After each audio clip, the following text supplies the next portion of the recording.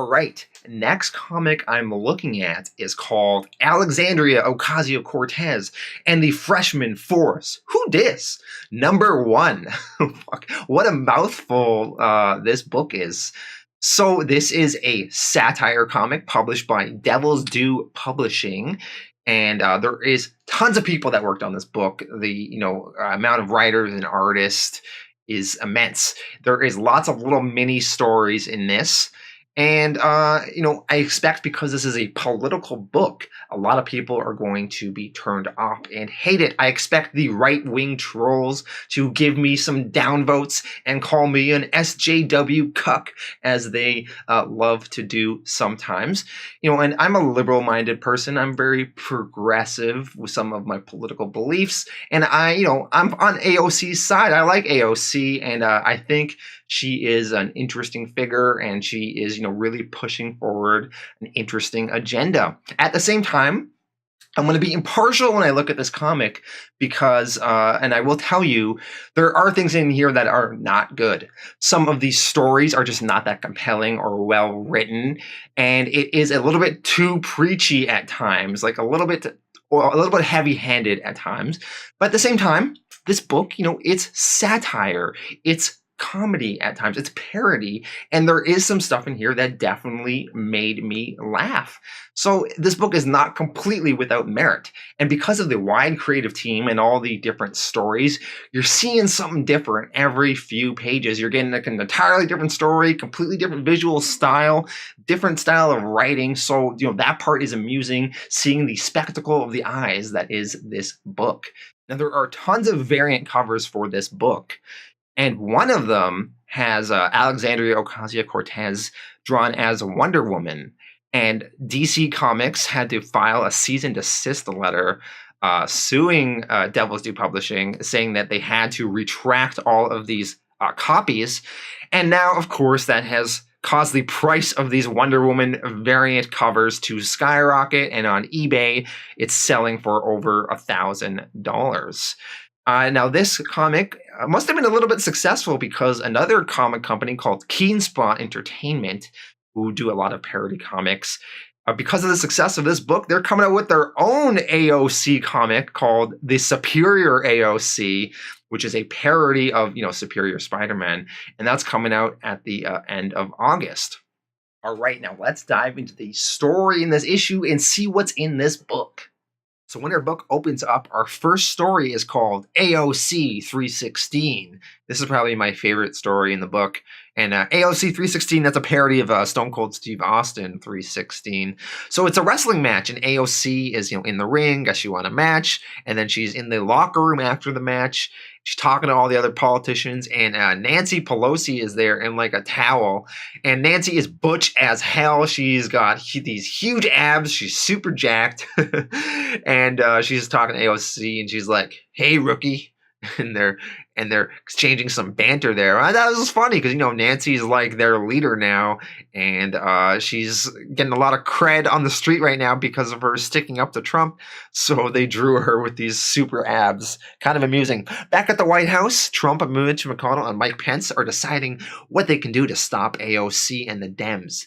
And Mike Pence talking about his wife, and he refers to her as mother, which, if you know politics, for some reason, Mike Pence calls his wife mother. It's weird as hell, man. He's always like, "Oh, mother would say this," but he's talking about his wife. It's fucking weird. So anyway, a little bit of fun jab here at Mike Pence. And Mike Pence says, to combat AOC, we could take away her benefits. And then McConnell says, "She's a millennial. She never had any benefits." So it's kind of a little jab at how the Republican Party sometimes likes to keep young people down by not helping them out with social programs. So anyway, they're discussing what they can do, and Mitch McConnell is drawn so horrifically here. I love it. They say, "Why don't we call in the Weasel?" And they're like, "Oh, but he's in retirement, but maybe he'll help us out." And they're like, "Turns out he's been working out like an animal." And they phone Paul Ryan. Now, for those of you who aren't as familiar with politics, Paul Ryan is Republican, used to be Speaker of the House, and he was known for always like working out and staying in really good shape. but he retired now, so that's why they are making all those jokes about him working out. Anyway, Paul Ryan's like, I'm retired. I'm not gonna do your dirty work anymore. So McConnell hangs up on Paul Ryan, and they're thinking what they're gonna do. And McConnell's like, what are we gonna do now? She'll ruin everything we've worked so hard to destroy. It's a funny line. She'll ruin everything we worked so hard to destroy.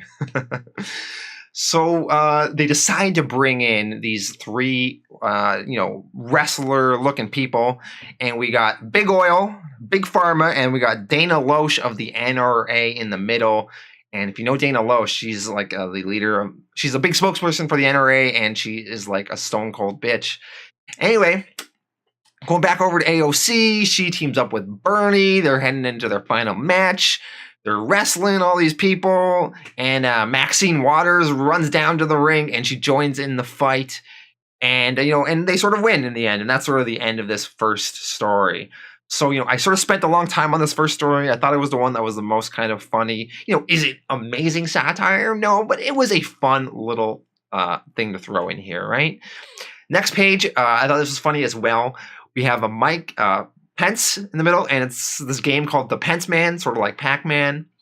And it's like an ad for this game, and it says, Pence Man's wife, Mother, is nowhere to be found. And, these various female congressmen need to have meetings with him without another man present. Help this God-fearing hero find Mother and get to safety.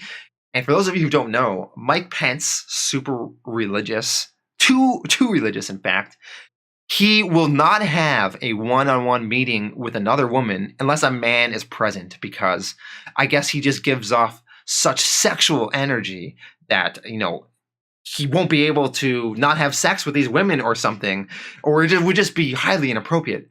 So, it's weird in modern society for a man to not be able to have a meeting with a woman, a completely platonic, politician business meeting without another man present, or without the presence of his wife present. So ridiculous. I like the joke here. It's funny. Okay, moving on. We got a whole bunch of these short 2-page stories, different artwork. None of them really sort of drew me in. We got this kind of funny Mitch McConnell, is sort of like a parody of Where's Waldo. And it's like, where's Mitch? And you got to find Mitch in this sea of turtle images, making fun of the fact that Mitch McConnell sort of looks like a turtle. Here's an example of a really bad story I thought was just poorly written, okay? So just to give an example to the other side of why this book is bad, right? The story in this one is called Make America Empathetic Again. Trump is having a one-on-one meeting with AOC. AOC shaves Trump's hair, and I guess Trump's hair was like the source of his, assholeness. And by shaving Trump's hair, Trump becomes altruistic and nice, and with an executive order, he reverses all ill-will policies he's put into place, and then he goes to jail for all the Russia stuff. And Mike Pence apologizes to the LGBTQIA community for all the anti-gay legislation he's been trying to push. And Mike Pence comes out as gay himself, being a closeted homosexual, because that's why he hates gays so much. And then Whoopi Goldberg becomes president. Okay, whatever, man. Next story that kind of intrigued me a bit was this one called Tweet World, and it's like this post-apocalyptic fighting stadium with all these like Twitter people. I love the imagery here. There's all these Trump supporters, and they're holding up signs of like, "We worship the Toad King. We worship the Toad King." And there's a guy holding a Covfefe sign, which is when Trump had like a gaffe on Twitter when he said Covfefe. And they all battle, and whatever. You got some Mad Libs, you got various other short cartoons, you got some watercolor art, you got this Female is the Future story arc here, you got some sort of a Matrix parody, you got a crossword, you got various infographics sort of dumping all sorts of information, and and that's kind of the book, and that's the issue. And so what did I think of this overall? Like I said, it wasn't that great. I only liked a few of the stories, and only a few things made me laugh, so it wasn't that great. But mind you, like I said, I liked all the different visuals in this, and I liked how every story was kind of different. It was a little bit too preachy at times, But, this book was not without its merit. I'm going to give this one a 6 out of 10. If you're a political junkie and you are, liberal-minded, maybe you'll have a little bit of fun with this. If you are a Republican, you will not want to get this book, believe me. But yeah, that's my thoughts on it.